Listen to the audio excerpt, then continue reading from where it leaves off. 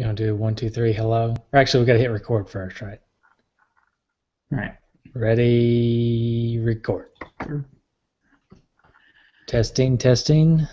Testes. Testicles. Oh man, this testicle talk. It's going to become our new thing, you know.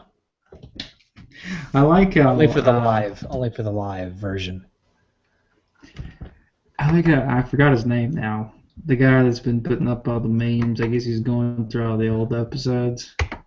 Yeah. What is his? I think it's David something. Yeah, I like him bringing up all those old memories.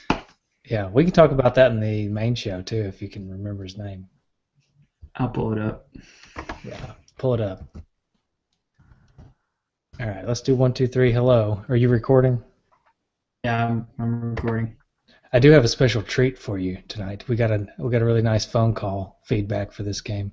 Is it Timmy? It's Timmy. Oh boy. All right, let's pull it up on my phone. All right, you ready for 1, 2, 3, hello? Yeah. All right, 1, 2, 3, hello. Hello.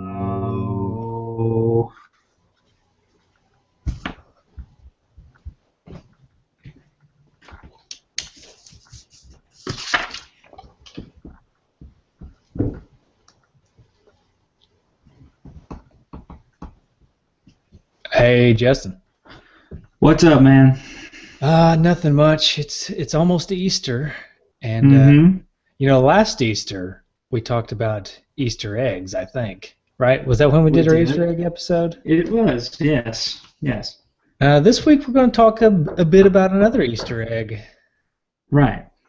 A game that's an Easter egg in itself. Yeah, the game itself is an Easter egg. Mm-hmm. A little secret gem in the NES library. Mm-hmm. Right. I'm hungry. Okay. Just do we need to pause? We can pause. Let's go. Let's pause. Yeah. All right. I'm gonna write down this time here. Okay. I don't want to give me some toys. What do you want, baby? Go.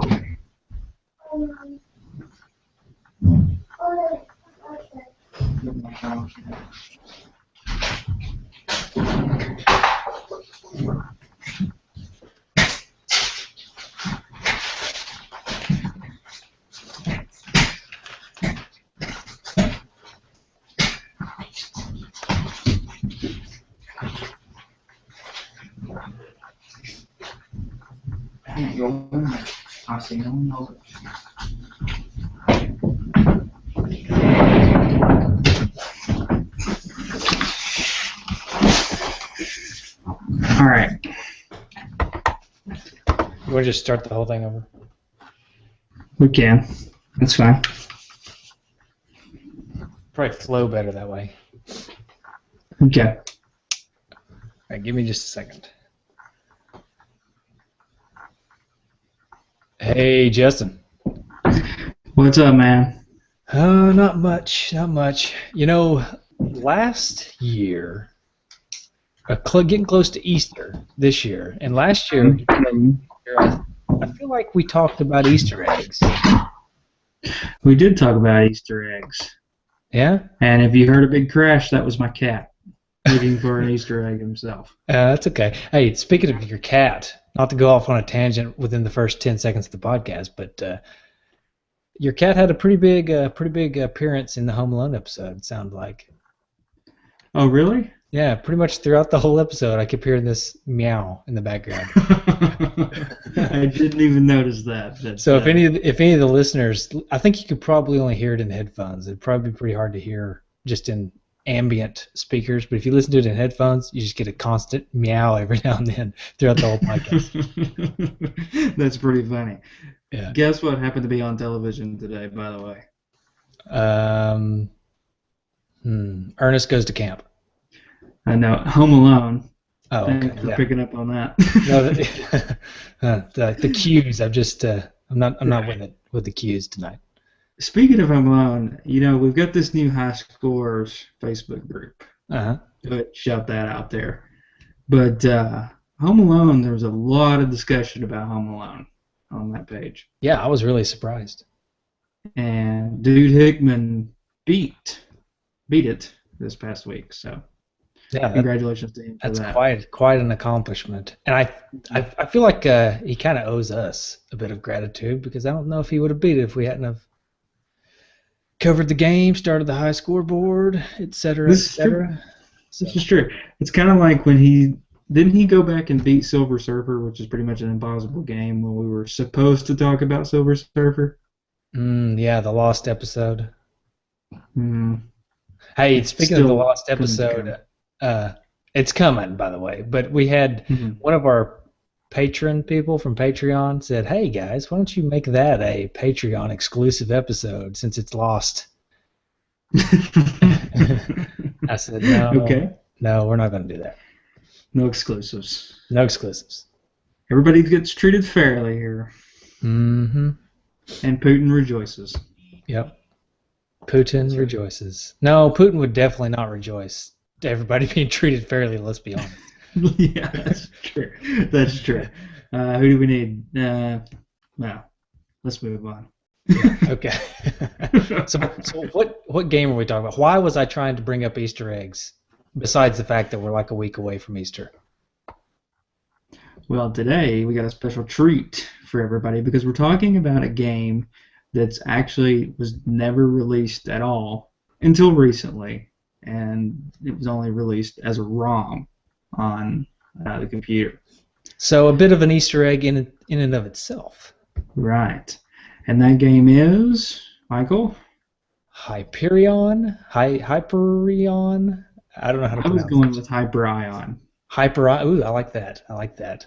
But that's just, I guess, my science background. Well, I'm I think just there's thinking about ions. yeah, the ions. Those ions. No, I think it's kind of the same name as that. If you play Borderlands, I think there's a company in Borderlands called whatever this name is. So Okay. Borderlands stole this from Nintendo. 30 years later? Yeah. 30 years to be exact. Mm-hmm. All right. All right. So history on this Easter egg game. I would love to have some history, please. All right. So this game was made by one of the most famous game makers, of course, in Nintendo history, Yoshio Sakamoto. And he was the director and programmer of this game, and also a couple of games that came after this game called Gumshoe and Metroid. Now that's going to come into play here in just a minute. So this game was a concept game, and they started giving it to counselors who would reach their quota. And they were trying it out, and the counselors loved it. It was really a big hit. But here's the thing. The game utilized both the D-pad, so the NES controller, and the zapper. So you had to hold both at the same time. Nintendo did not go for that idea very well. So what ended up happening, it was kind of like a Mega Man game that was more arcadey, didn't have as much of a story to it. It's just, kind of a beat 'em up style. And I don't know if that's because that's what it was or if that's just kind of what was developed at the time. May have just been because they were in the process of developing this, is what I'm thinking. Because it really wasn't a game per se. It was kind of like there was a couple of levels, and you're just kind of jumping around with the D-pad and then shooting stuff with the zapper. Right. And so, but there really wasn't any true structure to the game. I don't know if there ever was going to have structure fully or not, but yeah. I would say it probably was. It just never got to that point. And so Nintendo pretty much put the squash on this game. They didn't like the idea. So what Sakamoto did, I almost said Sakamoto did, he just split the game up and basically made two games, which are two famous Nintendo games, both Gumshoe, and of course the famous Metroid. Now, the character from this game, Hyperion or Hyperion, however you want to say it, he kind of was a Mega Man character. Probably played a lot of kind of a robotic-looking character, and Yeah, probably it's had kind a of lot like a of. cross between Mega Man and what eventually became Metroid, I would say. Yeah, that's what I was leading to. Is Metroid eventually? Uh, Metroid was the daughter product of this character. So, also for uh, uh, the Tanaka did the music for this game, but obviously it was never released. And I mean, he's one of the more famous composers. So, Yeah, he actually did Metroid he and got some Yoshi big also. names. Yeah. Right, right. He had some big names in this, developing this, and unfortunately never came. And we'll talk about the gameplay and whether it should have been released or not. But not much of a quest, I am assuming. No, actually, I don't know when this game actually leaked out to the world. I think it was fairly recent. I heard about it, Mm-hmm. I don't know, like about a month ago, I guess. Maybe a little less than a month ago. And it was super exciting for me to hear about it because it's kind of like I haven't heard a whole lot of people talking about it. And so I got the ROM because that's really the only way to play it. And tried it out. So that's my quest. I heard about it, and then went to download the ROM. That's pretty much my quest. Did you quest to find? Did you have a cartridge of this game? Yes, I got the cartridge from wow. great uncle that was a counselor. Oh, right. Okay. No, right on. I don't have the cartridge. No, pretty much the same story as you. Yeah. Well, I guess we can just go ahead and dig into the gameplay then. What do you think? Okay. Did you think? Yeah, did you think? Did you think Nintendo was warranted in stopping the production of this game from moving forward? Because they kind of stopped it, I guess, because they were worried people would be too confused by the controls. Yeah, I mean, it is a little much for me. Like, I think that trying to do it at the same time, it would work on like a Nintendo 64 controller, So I don't know if it. I think that it was probably a good idea not to bring this game out, but I don't know. I mean, it's a pretty good game though, and I would like to see what it would have become if they would. Yeah, if they would have put the effort into it and made it into a full game, it seems very Nintendo to me because it's so kind of innovative because you're using both controller ports on the NES, and you've got one hand, presumably it's your left hand, right, holding the D-pad, and you can move the guy left to right, and you can press up to jump, and then you actually use the zapper to shoot the characters on screen. Yeah. Hey, take a quick time. Okay. Yep. What are you doing? Come in here, son. What are you doing? Come in here, son.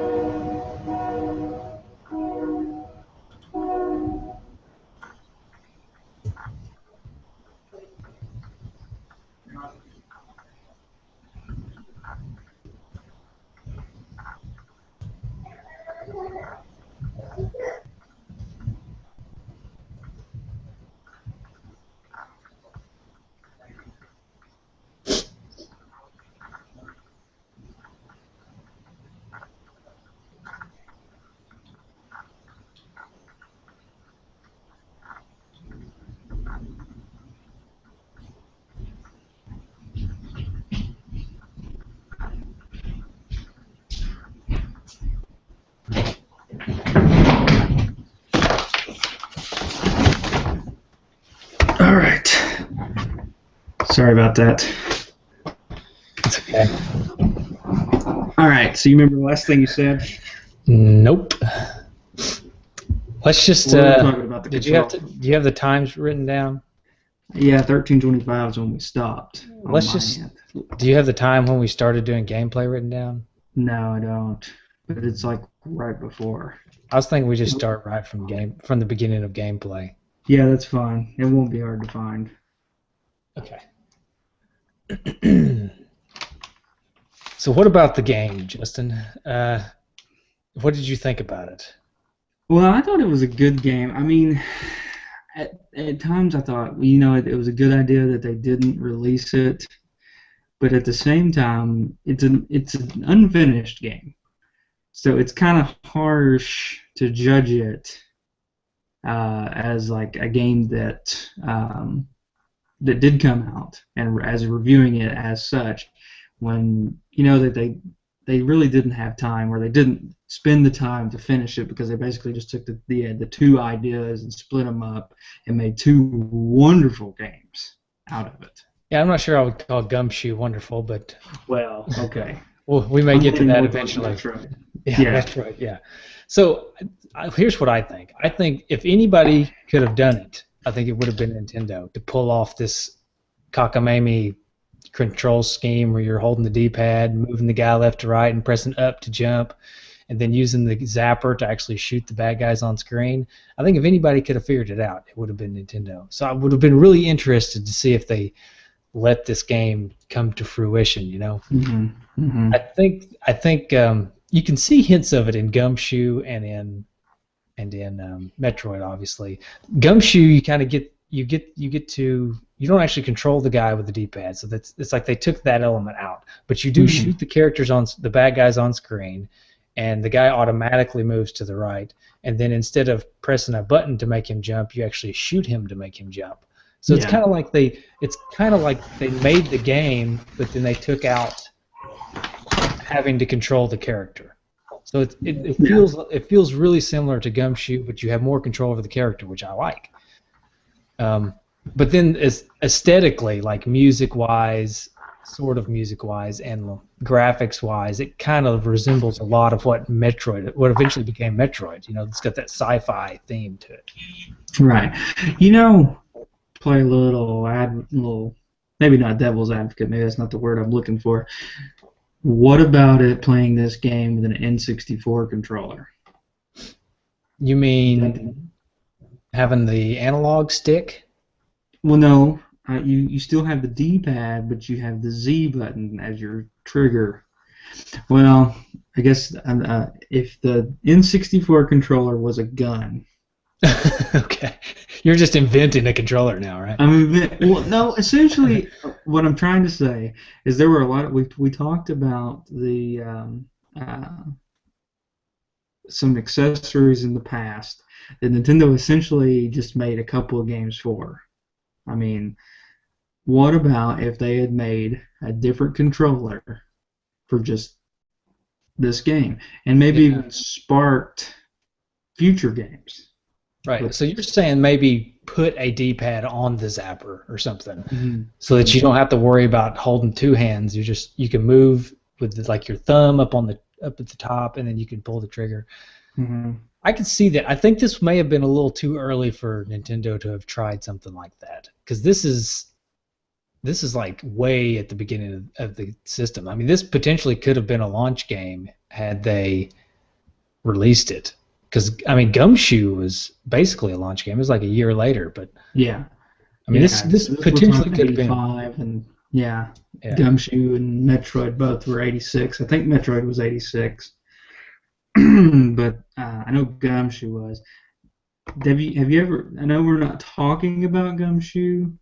Ever played Gumshoe? It sounds like you have. Yeah, I've played it. I'm not a huge fan of Gumshoe. I mean, it's an interesting concept. It's one of the more unique Zapper games.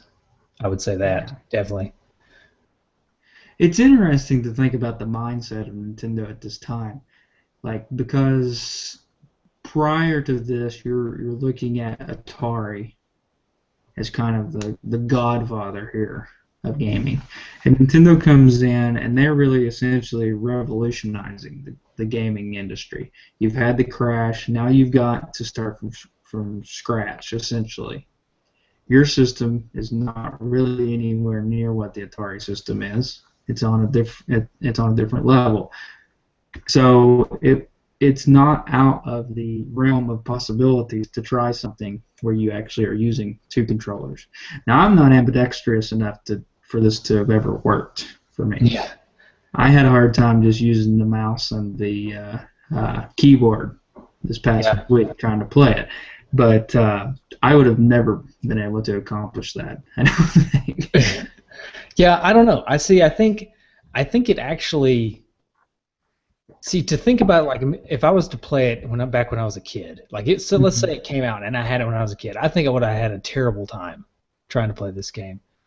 But because I have used a mouse and keyboard for so many years at this point, actually I found it to be fairly easy and enjoyable, the mechanic. And I think even if I had a zapper in hand and a controller in one hand, yeah, but see, the controller would just kind of be hanging, half of it would be hanging off my hand, and I wouldn't have that other hand to kind of counterbalance it. So I don't know. It's a good point. I don't know.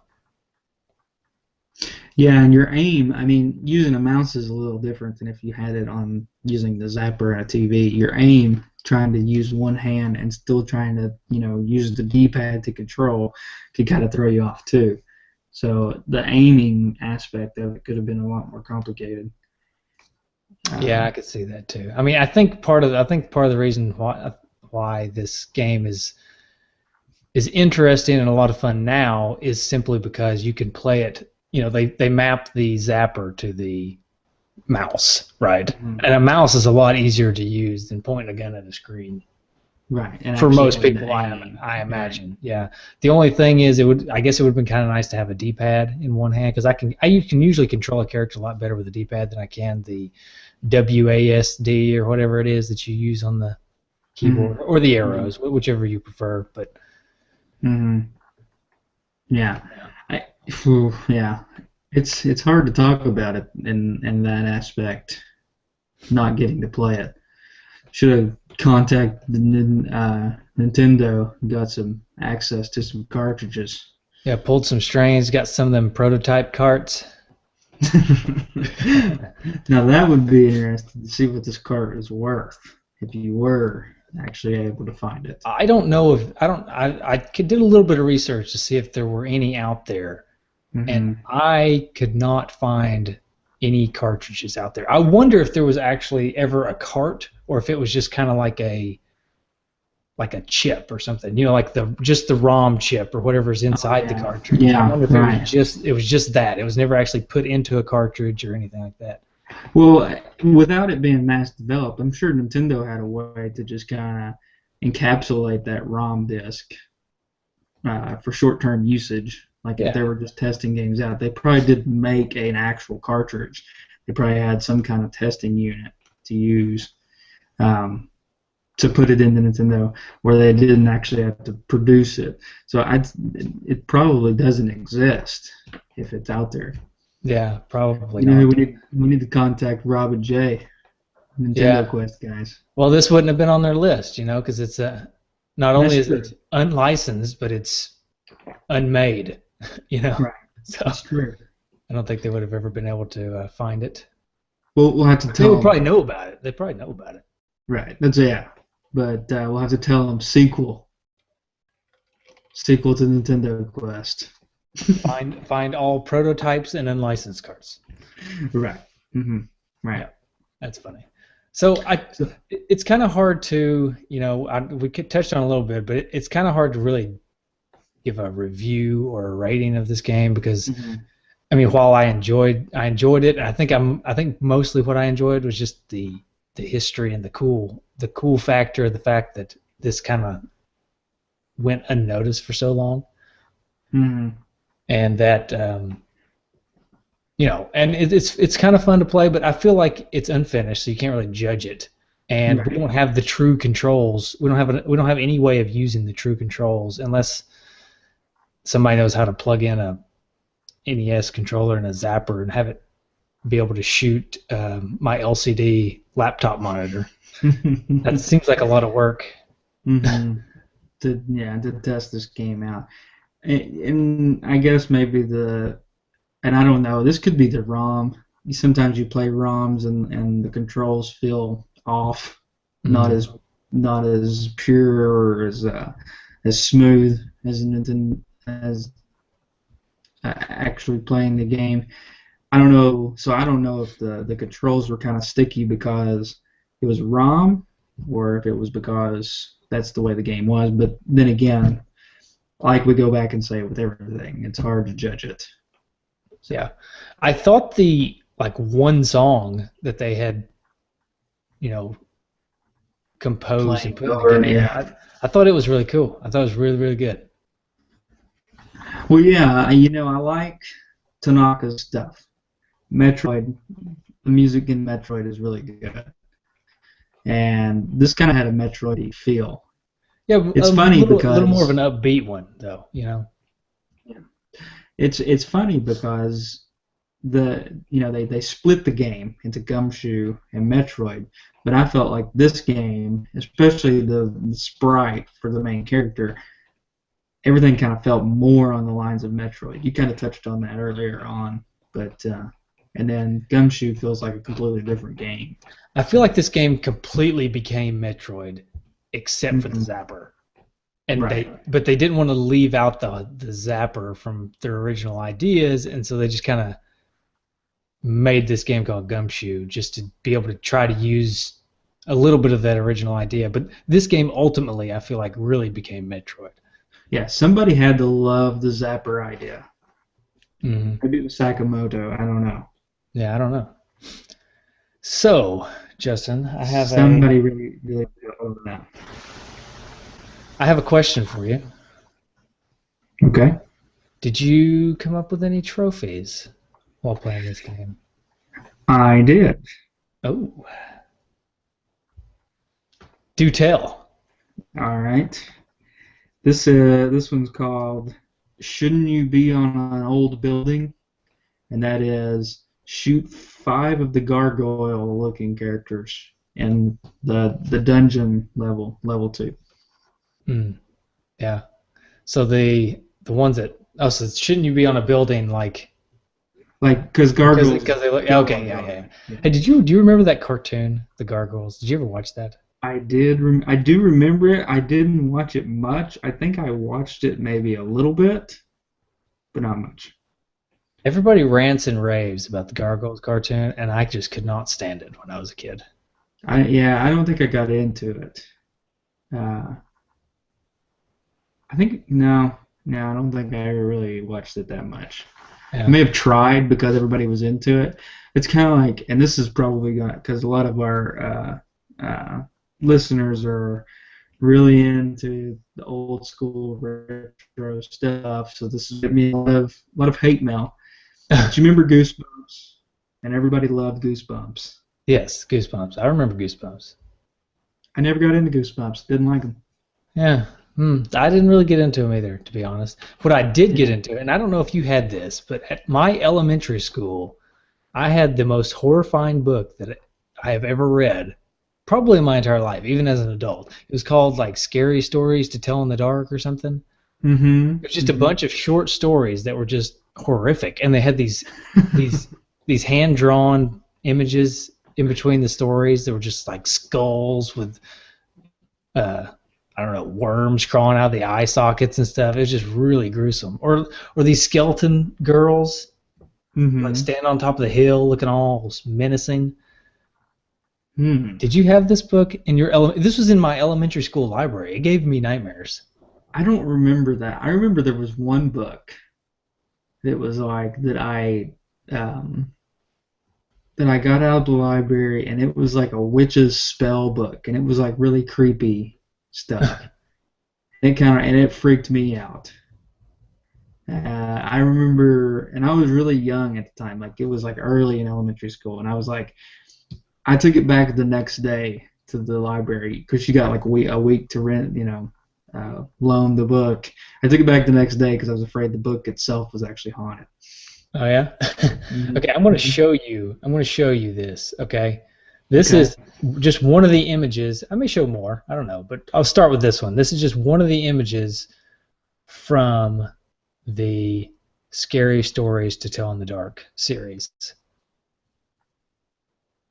That's Harold there. Can you see Okay. it? Oh gosh. Yeah. So there's Harold. Is he like? Has he been hung?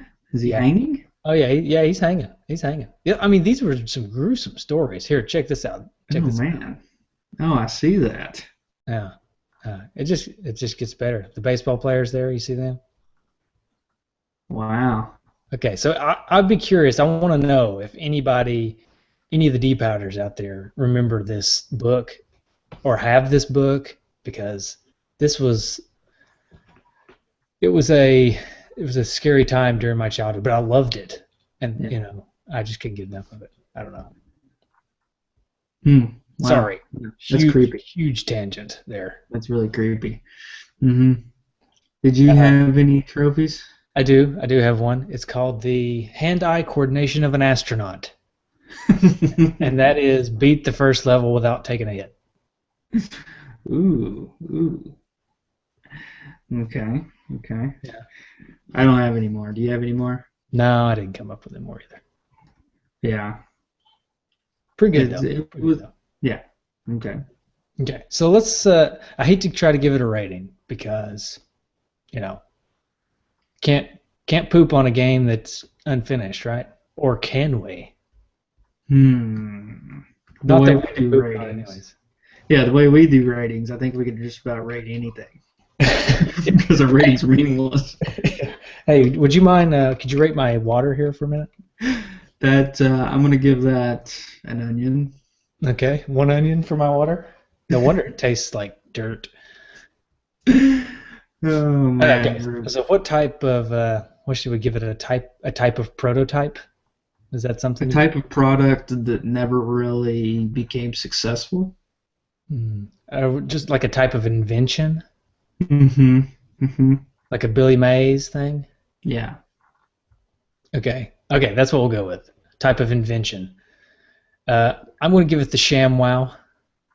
Uh-huh. Uh-huh. Yeah, because Okay. it's like two things in one. It's a super absorbent towel, and it's also it's like a scarf if you want to wear it as a scarf. I thought you were Hey, gonna go. I thought you were gonna go sponge and towel, but you went towel and scarf. hear me out. Hear my reasoning. The reason is because it's way more effective at one than it is at the other. And I'm not a huge fan of Gumshoe, so I think it was way more effective at being a Metroid game than it was at being Gumshoe. Okay. Okay. I'm gonna go with the Floby. The Floby. I don't even remember what that is. You don't know what the Floby is? Oh, No. you're gonna have to look up the Floby. It was basically this like hair dryer looking thing that you could cut your own hair with. You like pulled your it like pulled your hair and it cut it. That's terrible. It's like a vacuum. Yeah, and the reason I'm giving it that is in every good intention, it was a great idea, save money, don't have to go pay for a haircut, but mm, in practice, not so much. Yeah. Okay. It's really hard to do, right? It takes a lot of coordination to use the Floby. Yeah, yeah.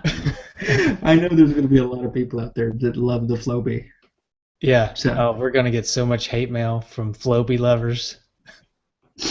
mm-hmm. That's funny.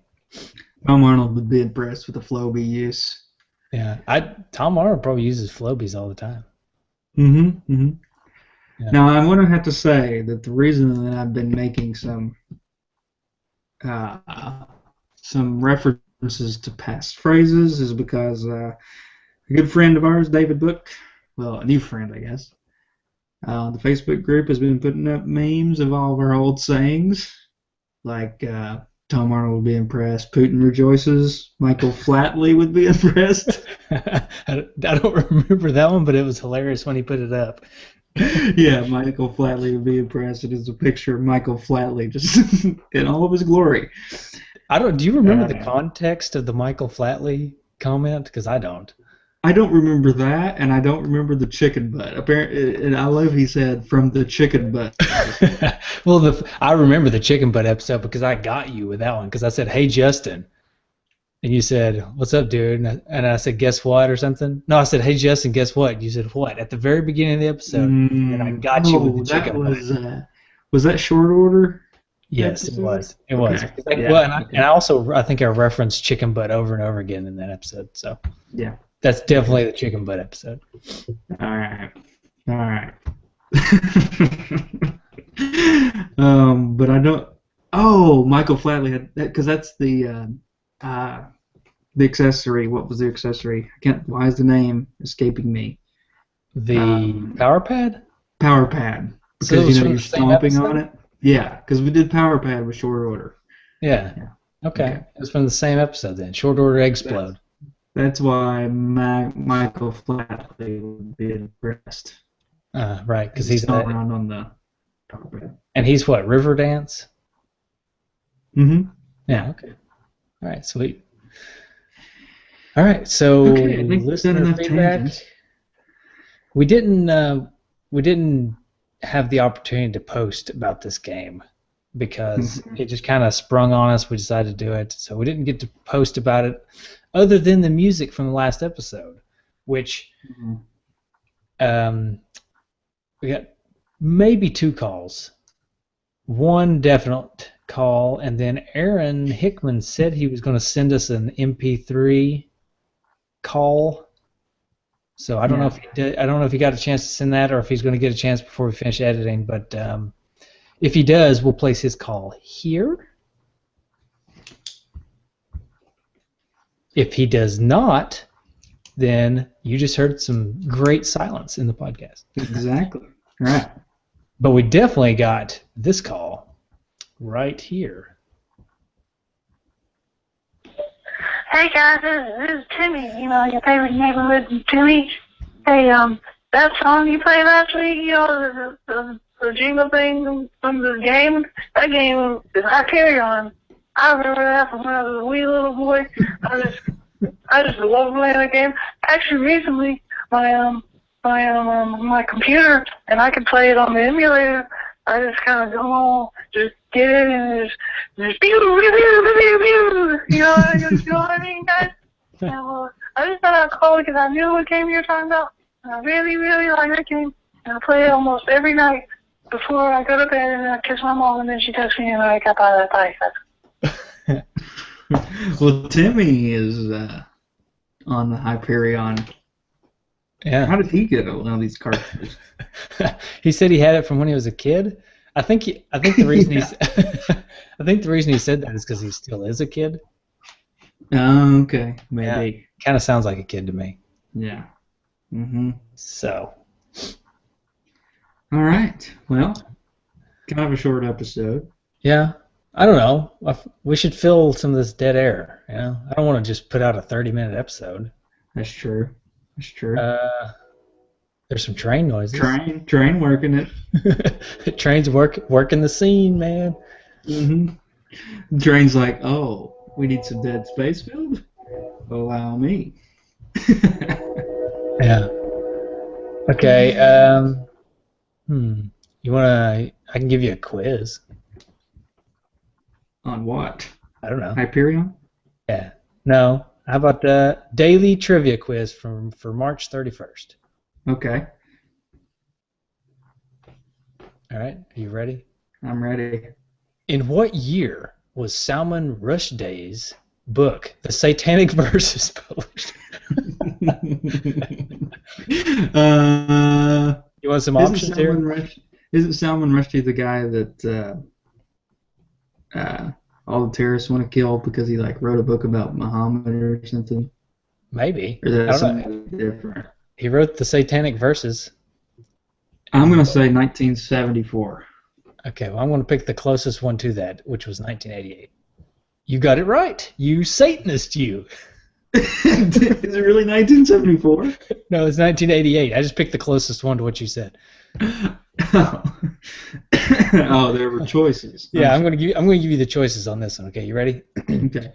When is Catherine, Duchess of Cambridge, and Prince William's baby due, according to the Daily Mail? Is it due April 1st, April 12th, April 25th, or April 30th? I didn't know she was pregnant. Well, there's your first problem. I'm going to say April 12th. And no, April 25th. Sorry. Okay. Christmas in April. What is 1 gross minus 2 score? Well, score's 20. Okay. So that's 40. Okay. I don't know. A gross, I'm going to say is... You want the choices? Yeah. Okay, your choices are 20, 104, 124, or 198. 104. That's right. You are a math whiz. All right. Yes. Okay. Because a gross is clearly... Well, a gross is a dozen dozens. Oh, yeah. So it's like... 144 is a dozen dozens. So how's that? Yeah, you're right. Good job. Yeah, 140. That's smart. You're like a genius. Okay. Let's see how genius you are with this one. Okay. Where did the Oreo cookie originate? It's a country. Is it Germany? Well, wait a minute. Is it Norway, Mexico, the United Kingdom, or the United States? I'm going to have to say Norway because they're so much better than us. Oh, no. It was actually us. The The United States. We are not worse than Norway. I'm just saying. It's a joke. Sure. You say. Well, all of our Norwegian fans are now mad. Yeah. Oh, well. This is one that I did not know. Okay. As with all the other ones so far. That's about to say. Okay. Which of these tokens was added to the game of Monopoly in 2013? Was it the top hat, the cat, the policeman, or the radio? I'm going to say... Well, I'm pretty sure it's not top hat. I feel like policeman is a red herring. They want you to pick that one. Mm-hmm. Radio, I don't ever remember a radio. Well, it just came in 2013. So. That's what I'm saying. So that may be the new one. So you're going with radio? I'm going to go with radio. I'm going with radio. No, I'm sorry. It was a cat. I knew it was between those two. It was a cat. All right. Meow. Yeah. Okay. I should have guessed that. Okay, here's your gimme. You ready? Yeah. Who wrote The Hunt for Red October and Patriot Games? Tom Clancy. Yes, he did. Good job. Okay. Oh, by the way, if you don't get at least a 50%, you're off the show. Oh, darn. This is knowledge that you must have to be on Two Dudes. Okay. Okay. Which of these places is the capital of UAE? United Arab Emirates. Is that Dubai? No, it's Abu Dhabi. Oh, man. Oh, this is not looking good. If anybody out there wants to be a co-host on the Two Dudes in a Nest show, I'll start taking resumes after this podcast.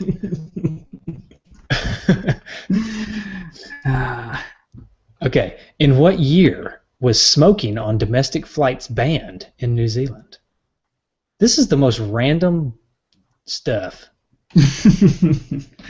Well, let's see. I'll give you the choices. 1978, 1982, 1988, or 1995. New Zealand, I feel like they're going to be early on this. Give me the second earliest date. I think 78. 1982 is the second earliest. Give me that one. Okay. Nope, 1988. Ooh. It's not looking good, kid. Yeah. 2 more questions. 2 more questions. You have to get the next 2 right in order to get your 50% and stay on the show. Okay. What was the occupation of character Jennifer Melfi in the TV show The Sopranos? Oh, no. Was she a laundry owner, a police officer, a housewife, or a psychiatrist? I feel like police officer, that's, no. I'm going to go with laundry. It's been nice knowing you. Oh, no. It was a psychiatrist. Man. Do you want the last one anyways? Yes. This one can be a throwback to our duck hunt episode. Okay. Okay. When is the Maillard reaction most commonly experienced? And this may actually not have anything to do with ducks. I was about to say. You want the choices? Yes. Okay. When cooking, when a volcano erupts, when noxious gases are released, or when ducks congregate. The Maillard reaction. Maillard reaction. But it's Maillard. So maybe it's Maillard reaction. I'm going to go with the noxious fumes. Okay. No, sorry, it's when cooking. You scored a 3 out of 10. Congratulations. Son of a gun. Stupid quiz. How does it feel? How does it feel to be on the other end of the quiz game there? Yeah, stupid quiz game. Yeah, that was nice. I got to quiz you for a change. Yeah. Okay. Okay, now we can wrap it up. I think we killed an extra 5 or 10 minutes there. Yeah. Okay. What about the Ray-Bans guy? I didn't even see the Ray-Bans guy. That's because I put the band hammer on him right off the bat. Pretty quick, yeah. That's just some dude in the Facebook group said, "Hey, buy these Ray-Bans. Click this link." You know how it goes. Yeah. And then we had some Russian guy come jabbering in Russian with a link, and I just booted him immediately. Oh, okay. What about Putin rejoiced at that. Putin? Yeah, Putin didn't like that guy. Putin killed him. How dare you interrupt the 2 dudes? Yes, exactly. And the Game Boy, there was a gun that shot photographs. Yeah, you like that? I did, but did you see my comment on it? Maybe. When I first saw it, I just thought somebody glued the inside of a Game Boy onto a gun. Yeah. Is that not what they did? Well, I mean, you know what I mean. Well, they put the Game Boy camera and the Game Boy printer together on a gun, right? Right. And when they hit the button, it just takes the picture and prints it out, the little piece of paper on the Game Boy camera. Yeah. What I'm saying is, I thought it was a real gun. Oh, and then No modification. And then they just told people that it takes their picture and they actually just shot people. Yeah. Yeah, that's great. Mm-hmm. Hey, we should do Game Boy games sometime on the show. Just like a miniature episode, like a 20-minute episode about Game Boy game or something. Yeah, we should. We could make that. I would be okay with making that a Patreon exclusive because it's not really part of the NES library, so it's not actually part of this show. And it would probably take us a little extra effort to do it anyways. Right. Yeah. That could be a Patreon exclusive if people wanted a exclusive. Do you remember? Well, I don't even remember what it was called, but the attachment for the Super Nintendo where you put your Game Boy games into it. I think it was just called the Super Game Boy, or the Super Boy, or something like that. Yeah, that was pretty sweet. Yeah, that was sweet, and you could put cool borders around it and make it color. Mm-hmm. Yeah. Yep. Mm-hmm. I've still got an old Game Boy. We could do it. Oh man, I don't have mine anymore. I think I sold mine, and this is a shame. You may want to kick me off this show after I tell you this. I sold my Game Boy to buy a Game Gear. Ooh. Sega Game Gear. Yeah. Yeah, it's embarrassing. I mean, it was in color. Yeah. but your battery life lasted all of about 3 minutes. Yeah, and it was they definitely didn't have near the games. So, but it was the new thing, and I was just a dumb kid. Hey, So, chalk a lot of stuff up to dumb kids. I had right. a Dreamcast one time with Oh man. almost every game. I probably had 125 games with it, including a bunch of games that go for a lot of money now that I'll never be able to get again. Sold it all for Xbox, Man. original Xbox. Which those are a dime a dozen now. Yeah. Yep. They're not much fun. I don't even want one now. So. Yeah.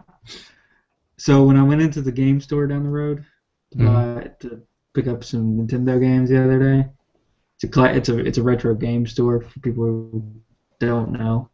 Yeah. The guy was. You want to shout them out? Are they nice people? You want to shout them out? Yeah, Reset Games in Tazewell, Tennessee. So if anybody lives in Tazewell or the surrounding area, check them out. I think you're the only person that lives in Tazewell, though, right? Yeah, just about. But yeah, I mean they've got NES games, they've got Super Nintendo games. That's all I looked at. They've got all pretty much for every system. But anyway, he was the guy that was working there. I'm assuming he's like the owner too, because it's just like a little small store. He had a Dreamcast shirt on. Nice. And I was like, nice Dreamcast shirt. That's I love that system. He said that was his favorite system. So I think a lot of people feel that way. yeah, it was a great system. Stupid Sega can't do anything right. If Nintendo would have had it, it would have been rocking, Mm-hmm. Yeah. Anyway, yeah. So you can check us out on our website, nesdudes.com, twodudesinaNest.com, and nintendudes.com, and of course Facebook and Twitter and all the cool social medias out there. And you can always call us at 775-773-8761 or 775-7 Retro One. Yeah. Hey, I know I've gone over this bit several times now, but I saw it again the other day. The Kevin, what's his name? Not Kevin Smith, but the guy from King of Queens, and his bit and his comedy bit about the reading off numbers. Yeah. I just think it's hilarious, and how he says the cadence of the numbers. Yeah. So where I used to work, in the hospital, when we'd do certain things for patients, the office would call and they would give us the patient's social security number, right? Mm-hmm. So that we could look them up in the system. So if you're reading a social security number, how do you read it? It's 3 numbers, 2 numbers, 4 numbers, right?